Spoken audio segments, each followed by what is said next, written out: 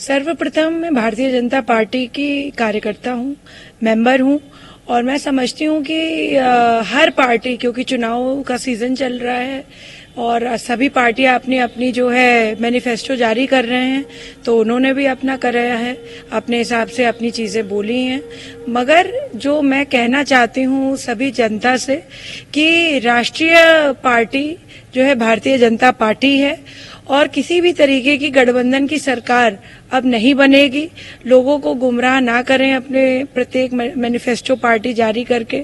और जिस तरह से जो है आदरणीय प्रधानमंत्री जी का जो वर्चस्व बढ़ा है, चाहे वो जो है जितने भी वादे हमने पुराने मैनिफेस्टो में किए हैं उतने वादे हमने जो पूरे किए हैं, शायद ही ऐसा जो है देश में हुआ है कि कोई पार्टी इतने साल तक राज करे और जो है उसने एक भी वादा पूरा किया हो। तो मैं समझती हूँ जनता में लहर है और आदरणीय प्रधानमंत्री जी जनमानस के हृदय में है और इस हृदय से उनको निकाल पाना मुझे नहीं लगता कि ये संभव है किसी भी पार्टी के लिए। खास तौर में जो पार्टी एक समय पे राष्ट्रीय थी वो क्षेत्र तक सीमित रह गई हैं, तो उनके लिए तो बिल्कुल पॉसिबल नहीं है। जी, ये पार्टी देखिए उनकी पार्टी है, वो कुछ भी कह सकते हैं अपनी पार्टी के लिए। पार्टी का काम होता है, भी लोकसभा का चुनाव सीजन चल रहा है, हर व्यक्ति अपना मैनिफेस्टो जारी कर रहा है पार्टी का, तो मैं तो कुछ नहीं कह सकती। मैं बीजेपी की मेंबर हूँ, हमारा मैनिफेस्टो अभी येट टू कम है और जितने वादे हमने पुराने मैनिफेस्टो में किए हमने किया है, चाहे 370 हटाना हो। क्या कांग्रेस नहीं थी इतने समय तक? क्या तब गठबंधन नहीं होते थे? क्या पहले जो है नारी शक्ति वंदन का जो बिल था वो अटका नहीं हुआ था? किसने पास किया? ये आदरणीय प्रधानमंत्री जी ने करा। रामलला का मंदिर किसने बनाया? ये प्रधानमंत्री जी ने किया। 3 तलाक जैसी जो है ऐसे कुकृत्य जो कि मुझे लगता है मुसलमान महिलाओं के लिए दबिश का काम करता था, जो एक तरीके का क्रिमिनल ऑफेंस है कि आप जो है कितनी बीवियां रख लें और कितने लोगों को, वो एक खैर डिबेट का विषय है।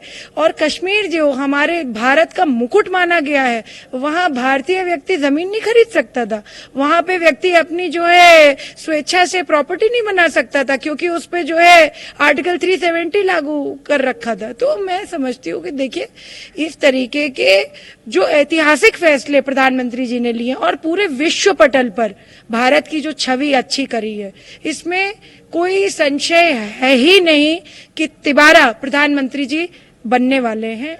मैं तो इतनी बात कहूंगी कि जितनी जो इस सरकार ने कर दिया है महिला सशक्तिकरण के लिए और महिला सुरक्षा के लिए, दोनों बातों के लिए, इतना कभी भी पिछली सरकारों ने किया ही नहीं है।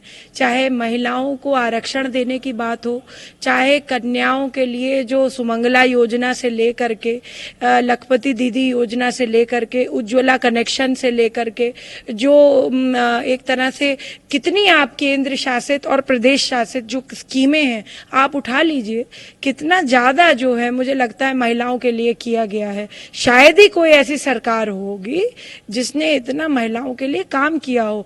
और सबसे बड़ी बात है, बार बार पार्टी के विपक्ष को मैं कहूंगी, विपक्ष घेरता रहता है भारतीय जनता पार्टी को कि सिर्फ जो है एक सेक्ट और एक जो है धर्म के लिए यह पार्टी काम करती है। अगर ऐसा ही होता तो प्रधानमंत्री जी 3 तलाक कभी उसका अंत ना करते।